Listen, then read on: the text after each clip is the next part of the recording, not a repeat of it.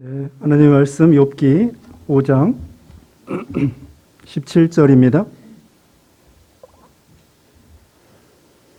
욥기 5장 17절로 27절까지 766쪽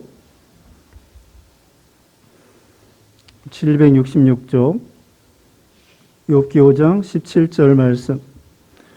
볼지어다 하나님께 징계받는 자에게는 복이 있나니 그런 정도는 전능자의 징계를 없인 여기지 말지니라.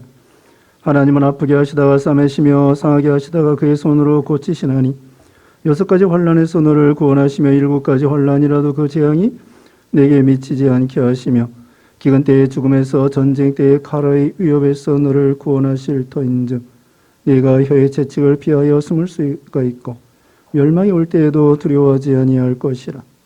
너는 멸망과 기근을 비웃으며 들짐승을 두려워하지 말라. 들에 있는 돌이 너와 언약을 맺겠고 들짐승이 너와 화목하게 살 것이니라. 내가 네 장막의 평안함을 알고 네 우리를 살펴도 잃은 것이 없을 것이며 네 자손이 많아지며 네 후손이 땅의 풀과 같이 될 줄을 네가 알 것이라. 네가 장수하다가 무덤에 이르리니 마치 곡식단을 제때에 들어올린 같으니라. 볼지어다 우리가 연구한 바가 이와 같으니 너는 들어보라. 그러면 네가 알리라. 아멘. 오늘 본문은 욥기 5장 17절로 27절, 제목은 아프게 하다가 싸매심. 여기 18절 말씀에 하나님은 아프게 하시다가 싸매시며 상하게 하시다가 그의 손으로 고치시나니, 하나님께서는 우리를 아프게 하다가 결국은 싸매 주시고 치료해 주시고 은혜 베풀어 주신다고 말씀을 하고 있습니다. 여기 오늘 본문의 말씀은 그 욥의 친구 엘리바스가 하는 말입니다. 욥은 우리가 아시는 것처럼 큰 재앙을 만났죠. 자녀 다 잃어버리고 건강 잃어버리고 재산 잃어버리고 이런 큰 어려운 가운데 있을 때에 세 친구가 찾아왔습니다. 그리고 너무나 이 심각하기 때문에 욥이 형편이 심각하기 때문에 그 세 친구가 한 주간 동안 말을 할 수 없을 정도로 그렇게 욥이 큰 고통 중에 친구들이 찾아와서 위로해 주고 있는 것이죠. 친구들이 찾아와서 이 욥을 위로해 주려고 한 것은 잘한 일인데, 그런데 이 친구들이 욥에게 하는 말을 들어보면은 진실로 그 욥에게 위로가 되지 않았다는 것입니다. 이 친구들이 하는 말은 틀린 말이 아닙니다. 언제나 옳은 말, 하나님의 감동으로 옳은 말을 해 주었는데도 불구하고 욥에게는 도저히 위로가 되지 않았다는 것이죠. 그러므로 우리는 다른 사람들에게 충고하고 위로하고 격려해 줄 때에 자기 생각대는 옳게 정당하게 바른 말을 할지라도 듣는 사람들 입장에서는 그것이 진정한 위로가 되지 않을 때가 많다는 것입니다. 욥기 25장 11절, 잠언 25장 11절에 보면은 경우에 합당한 말은 그 아로새긴 은쟁반 위에 금사과라고 그렇게 말씀했습니다. 그러므로 모든 것이 가하나 모든 것이 유익된 것이 아니라고 말씀한 것처럼 아무리 옳은 말도 그 때와 장소에 따라서 그것이 우리에게 생명의 말씀이 되고 위로의 말씀이 된다는 뜻이죠. 그러니까 이 엘리바스는 나름대로 옳은 말을 했지만은 욥에게는 해당되지 않는 진정한 위로와 격려가 되지 않았다는 뜻입니다.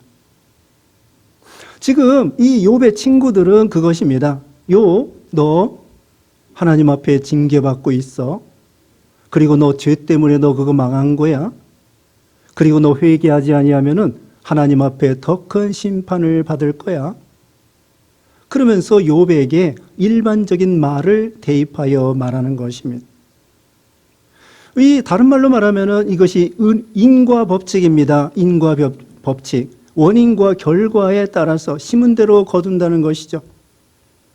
욥이 이렇게 재앙을 만나는 것은 내가 하나님 앞에 범죄했기 때문이야.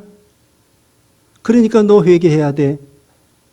그런데 욥의 친구들이 보통 우리가 범죄하면은 하나님 앞에 징계받는 거 그것이 당연한 법칙입니다. 그러나 이 욥에게는 그것이 해당되지 않는 것이었습니다. 욥은 동방의 의인이고 완전한 자고 믿음이 좋은 분이었습니다.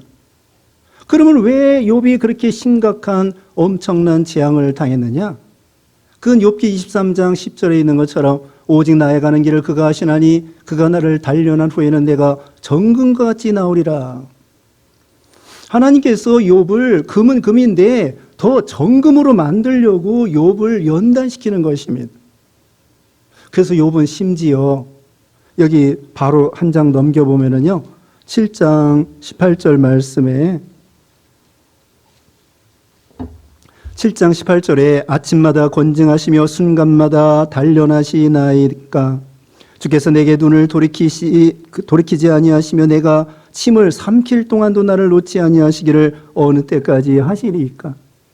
욥이 얼마나 고통당하는데 권징하시며 순간마다 단련하시나이까.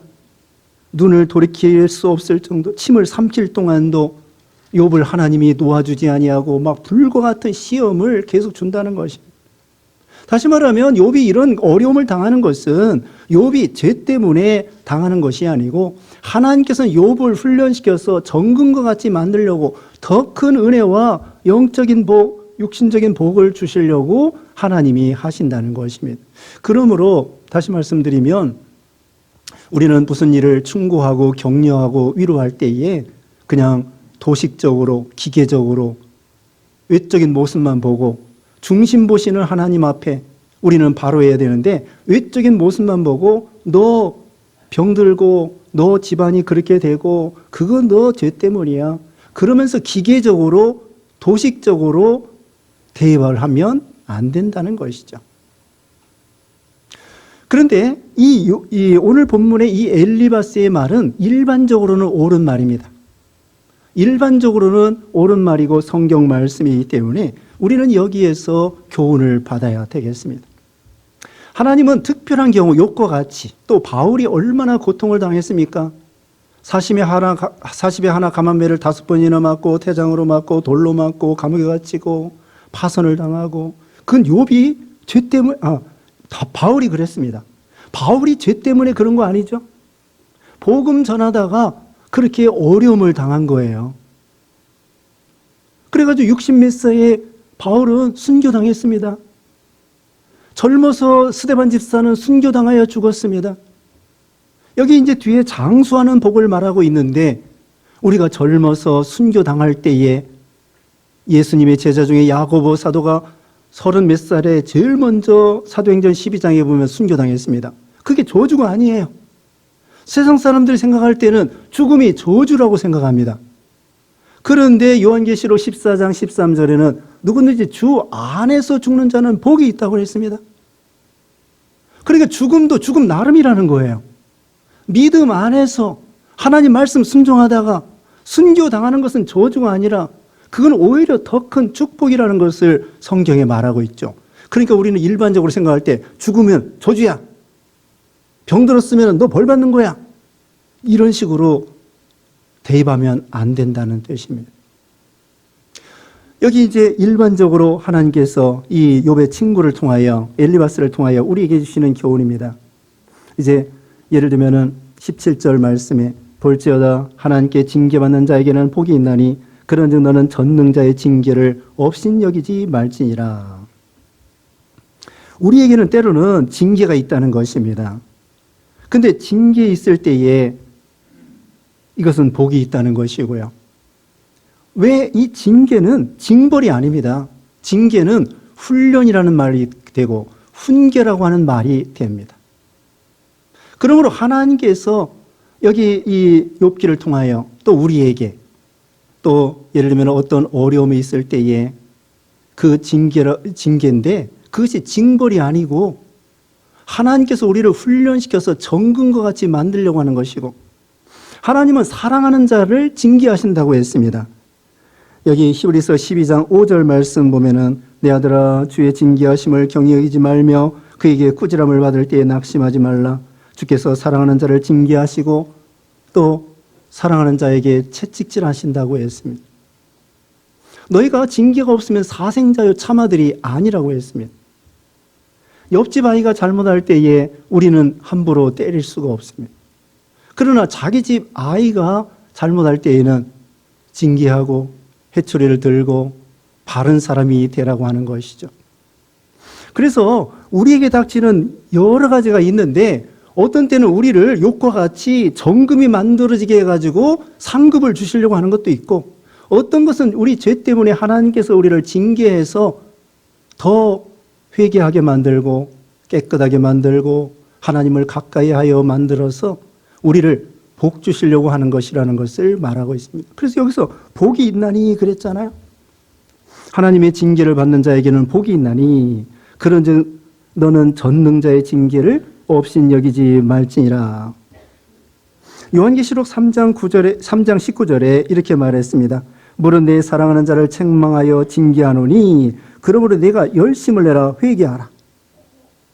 라오디게아 교회 성도들에게 우리 예수님께서는 내가 사랑하는 자에게 사랑하는 자를 책망하고 징계하노니 그러므로 너는 열심을 내라 회개하라.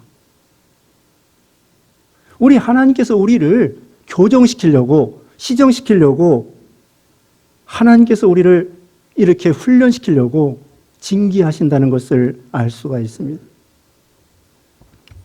진주가 있습니다.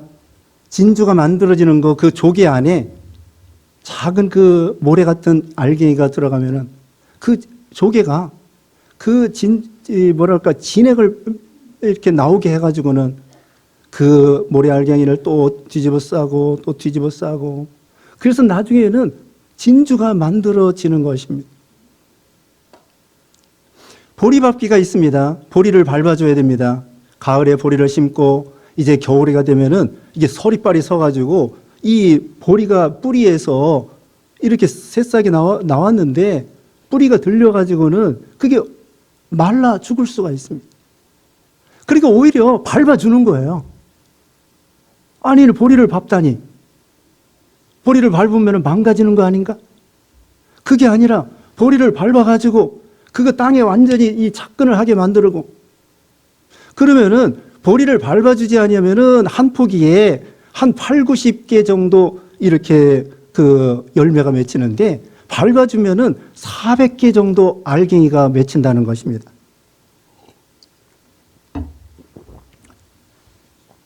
그와 같이 하나님께서는 우리에게 때로는 밟히게 만드는 거예요.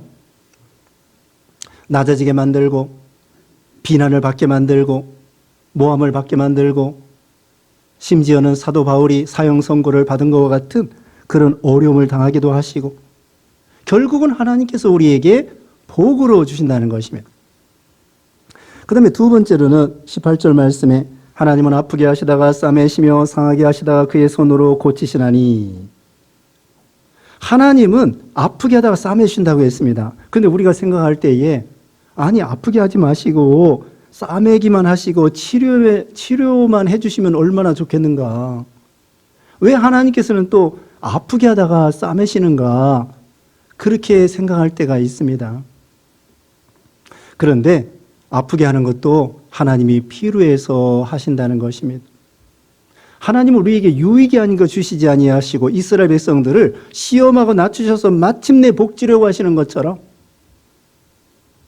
하나님께서 우리를 때로는 이렇게 아프게 하다가 싸매 주시는데, 호세아 6장 1절에 이런 말씀이 있습니다. 호세아 6장 1절에 오라 우리가 여호와께 돌아가자. 여호와께서 우리를 찢으셨으나 도로 낫게 하실 것이요 우리를 치셨으나 싸매어 주실 것이다. 호세아 6장 1절입니다. 여호와께 돌아가자. 우리를 찢으셨으나 도로 낫게 해주시는 하나님이시라는 것입니다. 이스라엘 백성들이 남과 북으로 갈라졌어요. 찢어진 거예요. 우리나라도 지금 남과 북이 지금 찢어진 것입니다. 이산 가족이 있잖아요. 이 가정이 찢어진 거예요. 일제 강점기 때는 우리나라가 일본 사람들한테 먹혀서 나라가 없는, 그 다음에는 남과 북이 38선으로, 그 다음에 6.25 전쟁 때는 후에는 휴전선으로 지금 놓여 있지 않습니까?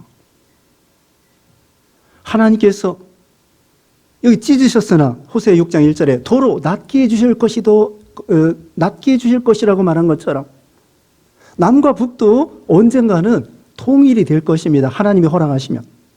옛날에 독일 동독과 서독이 이렇게 통일이 된 것처럼.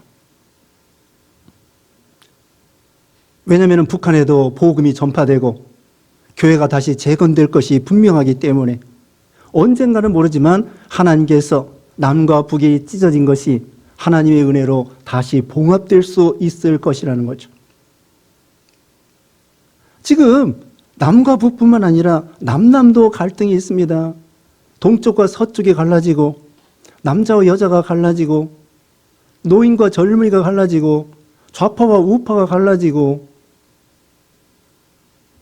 참 우리나라 조그만 나라에서 참 이런 갈등이 많습니다. 이제 이것도 세상적인 방법으로는 이게 안 되는 거예요. 하나님의 은혜로 하나님께서 찢으셨으나 도로 낫게 하신 것처럼 이스라엘 백성들이 바벨론 포로 잡혀가가지고요 70년 만에 돌아왔습니다. 하나님이 아프게 하다가 싸매주신 거예요. 돌아오게 해주시고 이스라엘 백성들이 애굽에 430년 종살이 하다가 돌아오게 해주시고 가정이 뿔뿔이 흩어졌다가 다시 이산 가족이 만나게 해주시고 가정이 찢음을 당했지만은 하나님이 허락해서 다시 봉합이 되고 마음이 하나가 되고 이와 같이 하나님께서는 아프게 하다가 싸매시는 하나님, 환난 중에도 위로해 주시는 하나님. 이사야 61장 1절 말씀에 이렇게 말씀했죠. 나를 보내사 마음이 상한 자를 고치시며 포로된 자에게 자유를, 갇힌 자에게 노임을 선포하며 이사야 61장 1절에 말씀했습니다. 마음이 상한 자를 주님이 고쳐주신다는 것이죠. 하나님은 아프게 하다 싸매신다고 했습니다. 처음에 말씀한 것처럼 아프게 하지 아니하고 싸매기만 하면 얼마나 좋겠습니까? 근데 하나님께서는 이사야 45장 7절에 나는 빛도 짓고 어둠도 창조하며 나는 평안도 짓고 환난도 창조하나니 하나님은 빛뿐만 아니라 어둠도 평안뿐만 아니라 환난도 우리에게 허락해 주시는 거예요. 우리 머리카락까지도 주장하시고 참새까지도 주장하시는 우리 하나님께서 우리를 왜 아프게 하시는가? 나중에는 싸매 주시려고 또 하나님의 능력을 체험하라고 또 우리가 어려움 당할 때에 하나님께 기도하라고 병 들었을 때에 하나님께 기도해서 치료받으라고 합력하여 선을 이루신 하나님, 시험하고 낮추셔서 마침내 복 주려고 하시는 하나님, 나중에는 건강을 잃어버렸다가 고침받으면은 그 건강하기 전보다도 더 크게 건강하게 해줄 때가 있습니다. 예를 들면은 나오미가 있습니다. 나오미가 환난 때에 흉년 때에 피해가지고 모압으로 갔습니다. 남편하고 두 아들 데리고. 근데 모압에 갔을 때에 남편 죽고 두 아들 모압 여자와 결혼했는데 두 아들 죽고 완전히 가정이 엉망이 된 거예요. 그때 하나님께서 이 나오미를 권고하셔서 가나안 땅으로 가라. 그리고 가나안 땅에 룻 자부를 데리고 오는데 사람들이 나오미를 이 나오미가 왔구나 그러면서 환영을 합니다. 그러니까 나오미가 말하기를 나를 나오미라고 하지 마라. 차라리 마라라고 해라. 나오미는 희락과 기쁨이라고 하는 뜻입니다. 근데 마라라고 하는 것은 쓰다는 거예요. 그러면 우리 하나님께서 전능자가 나를 괴롭게 하셨는데 뭘 나를 나오미라고 내 이름이 희락과 기쁨인데 나를 나오미라고 하느냐 차라리 마라라고 해라. 이와 같이 나오미는 정말 가정이 엉망이 됐습니다. 이방 나라 가서 남편 잃어버려, 두 아들 잃어버려, 재산 잃어버려, 이제는 나이가 늙었어. 그리고는 자부 이제 모압 여자 데리고 왔는데 결국은 하나님께서 이 나오미의 가정을 치료해 주시고 싸매 주시고 위로해 주시고 결국은 그 자부 룻을 통하여 큰 복을 받게 해 주신 거예요. 나오미가 회개함으로 그 자부 하나님이 붙여주셔서 예수님의 족보에 참여하게 하시고, 나중에는 그 룻이 아기를 낳고 그 나오미가 위로받게 되었습니다. 이와 같이 하나님 앞에서는 때로는 버림받고 찢음당한 것 같고 병든 것 같고 실패한 것 같아도 우리 하나님께서는 얼마든지 싸매 주실 수 있고 치료해 줄 수 있고 원상 회복시켜 줄 수 있다는 것입니다. 예레미야 29장에 보면은 나의 생각은 너의 생각과 다른데 장래에 재앙이 아니라 소망을 주려 하신다, 이렇게 말씀했습니다.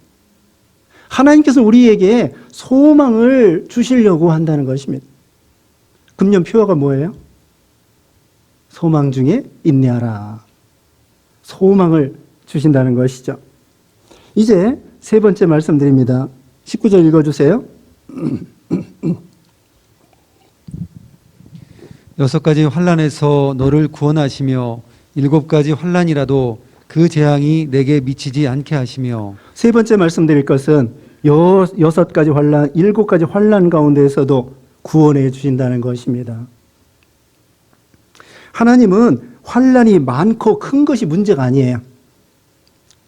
5살짜리가 어떤 물건을 낑낑 메고 옮기려고 하는데 엄마가 생각할 때는 그 5살짜리의 문제가 엄마에게는 문제가 안 되는 거예요.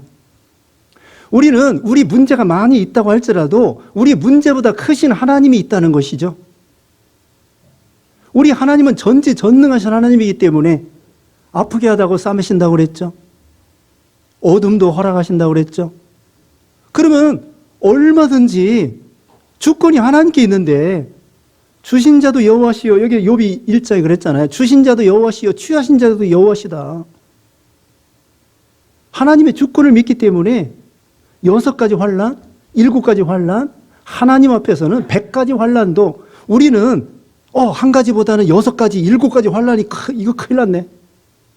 그런데 하나님 보실 때에는 100가지 환난도 그건 하나님 앞에는 아무것도 아니라는 거죠. 우리는 한 가지보다 6가지, 7가지가 더 힘들지요. 우리 사람의 입장에서는 감당하기가 어렵습니다. 그러나 하나님은 한 가지나 6가지나 100가지나 똑같아. 하나님은 전지전능하시기 때문에 어떤 환난 가운데서도 이길 수 있도록 하나님이 해 주신다는 것이죠.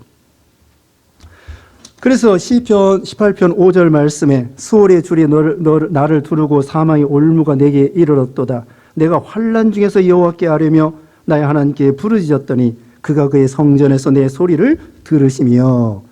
많은 환난 중에서, 여기 다윗의 말인데요, 그 무덤과 사망의 올무 가운데에서도 하나님이 건져 주신다는 것을 믿은 거예요. 우리가 문제 해도 제일 큰 문제가 무엇입니까? 왜 이렇게 코로나 때문에 걱정을 하죠? 경제 문제 때문에? 그런데 문제 중에 제일 큰 문제는 죽음에 대한, 사망에 대한 문제예요. 그래서 다윗이 얼마나 많은 환난을 당했습니까? 우리가 여호수아도 전쟁을 많이 했지만은요, 다윗만큼 전쟁 많이 한 사람 드물어요. 그 수많은 전쟁 가운데 골리앗과 싸워 이기지, 자기 아들 압살롬이 또 죽이려고 하지, 특별히 사울 왕이 10여 년 동안 얼마나 다윗을 죽이려고, 그 다음에 그 외에도 암몬하고 싸우고 블레셋과 싸우고 모압과 싸우고, 그 수많은 전쟁 가운데에서 하나님이 눈동자같이 지켜주신 거예요. 그래서 시편 17편에 보면은 하나님께서 눈동자같이 지켜주셨다고 그랬어요. 조주태 장로님은요, 6.25 때, 또 월남전 때 이렇게 수많은 전쟁을 겪었는데 99번 죽을 뻔했는데 한 번 살았다는 거예요. 99번 죽을 위치, 941생이 아니고 99사1생, 그 정도로 많은 전쟁 가운데에서 죽을 고비를 수없이 넘겼는데 하나님의 은혜로 살았다는 것이죠. 다윗도 수많은 환난 가운데에서 하나님이 지켜주시고, 야곱 보세요, 야곱. 야곱이 바로왕 앞에 섰을 때 그랬습니다. 내가 인생의 나그네 길 조상만큼은 미치지 못하지만은 험악한 세월을 보냈나이다. 험악한 세월을 보내는 동안에 하나님이 함께 해주신 거예요. 임마누엘 하나님. 그러므로 우리는 6가지 환난, 7가지 환난, 환난이 많은 게 중요한 것이 아니라 우리 하나님은 전능하셔서 어떤 환난 가운데서도 이길 수 있도록 하나님이 해 주신다는 거죠. 여기 이제 20절부터는 그 여러 가지 환난 중에서 건져주시는 것을 구체적으로 8가지로 말씀을 하고 있습니다.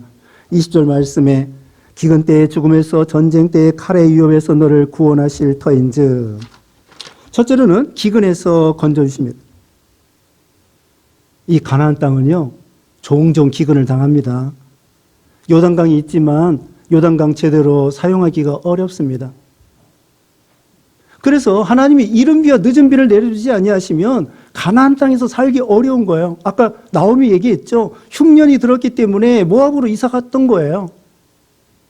아브라함도 흉년 만났을 때 애굽으로 내려가기도 하고, 요셉 때에도 흉년 들어서 애굽으로 내려가고, 그런 기근 때에도 하나님이 살려주신다는 것입니다. 사르와 과부가 통에 가루가 닿지 않고 병에 기름이 닿지 않도록 엘리야에게는 까마귀를 통해서 먹여주신 것처럼 우리에게도 이 어려운 시대에 하나님께서 공중나는 새를 보라고 그랬죠. 그러니까 앞으로 어떤 기근이 있어도 두려워하지 말라는 것이죠. 그 다음에는 전쟁 때에도, 두 번째로는 전쟁 때의 칼의 위협에서 너를 구원하실 터인즉, 전쟁에서 구원해 주신다는 것입니다. 방금 앞에서 말한 것처럼 다윗이 수많은 환난과 전쟁 가운데서 하나님이 지켜주신 것처럼 6.25 때에 300만 명이 우리나라, 우리 민족 300만 명이 죽었습니다.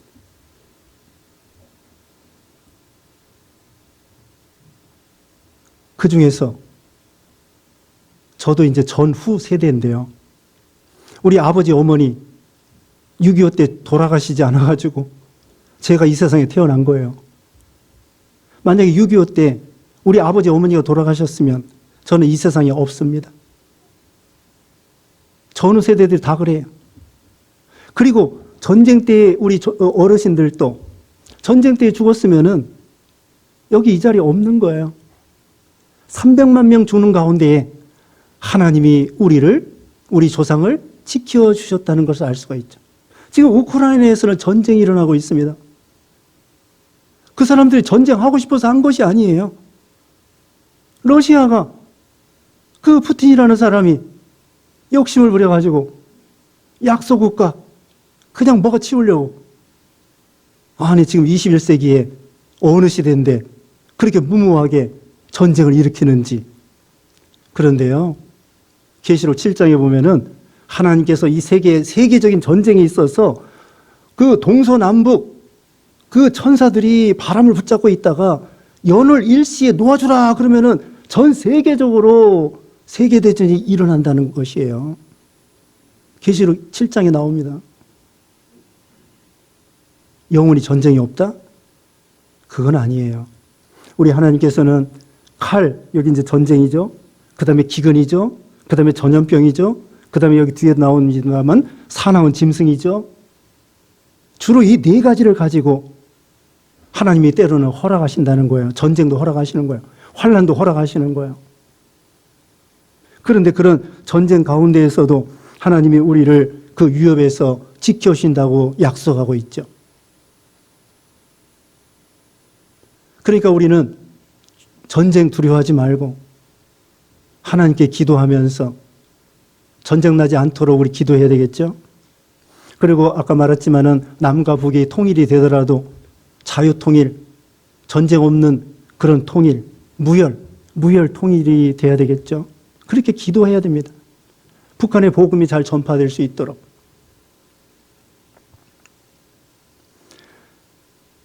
그래서 우리가 지금 우크라이나 위해서 기도해 주죠. 몇 주 전에 우리 최광성 교사님 와가지고 설교했습니다. 그러므로 이 작은 나라들, 우리나라도 참 작은 나라인데 우리도 참 국가적으로 힘을 기르고 외국의 침략이 왔을 때에 넉넉히 이길 수 있는 그런 준비를 해야 되겠고, 그리고 우크라이나 보면은 그 대통령 이하 그 사람들이 나라를 위해서 정말 목숨 바치는 걸 볼 때에 그래야 나라가 지켜지는 것 같아요. 심지어는 애기 엄마들도 나이 드신 노인들도 나라를 위해서 막 싸우겠다고 그러고, 어쨌든 전쟁에서 하나님께서 여기 보면은 구원해 주신다. 그 다음에 21절에 내가 혀의 채찍을 피하여 숨을 수 있고, 혀의 채찍이라는 것은 비방하는 것에서 구원해 주신다는 거고요.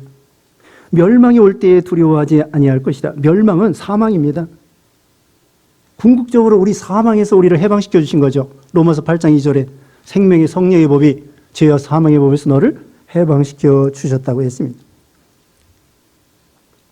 그 다음에 22절에는 짐승에서 구원해 주신다는 거예요. 지금은 짐승들이 많지 않지만 옛날에는 사람은 많지 아니하고 짐승들은 많고, 그래서 짐승들하고 마주치면은 지금도요, 멧돼지 같은 거 겁나요. 전에 기도원 보면은 어떤 때 정말 멧돼지가요, 새끼들 데리고 길을 건너가요. 한 5-6마리가 새끼들 데리고 이 길을 건너가. 이게 마주치면은 곤란한 거예요. 옛날에는 이런 짐승들이 많았습니다. 거기서 건져주시고, 또 짐승과 같은 악한 사람에게서 건져주시고, 24절에는 장막의 평안함을 주신다고 했습니다. 장막의 평안함이라는 것은 가정에 평안을 주신다는 뜻입니다. 그 다음에 25절에는 자손이 많아지게, 풀과 같이 많아지게 해주겠다고 했습니다. 아브라함에게는 하늘의 별과 같이 많아지게 해준다고 그랬는데, 여기에는 풀과 같이 많아지게 해주겠다.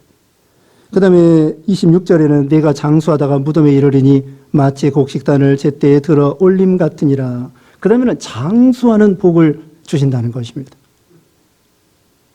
여기 이와 같이 엘리바스가 일반적으로 하나님을 경외하고 순종하고 징계를 잘 받고 그러면은 이런 복을 받는다는 것입니다.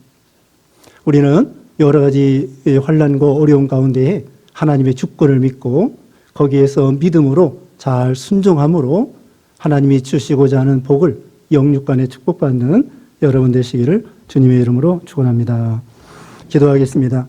거룩하신 하나님, 절대 주권의 하나님, 만복의 근원 하나님, 우리가 6가지 환난에서 7가지 환난에서도 하나님이 우리를 건져주시며 또 아프게 하다가 싸매시며 상하게 하다가 고쳐주시는 하나님, 이 세상의 여러 가지 재앙 가운데에서 질병과 전쟁과 기근과 또 사나운 짐승과 이런 가운데서도 우리 하나님이 넉넉히 우리를 구원할 수 있는 줄 알고 하나님을 의지하고 회개하고 바로 해서 하나님이 주시고자 하는 모든 복을 받는 우리 모두가 되게 해주셨기를 원하옵고 예수님의 이름으로 기도드리옵나이다.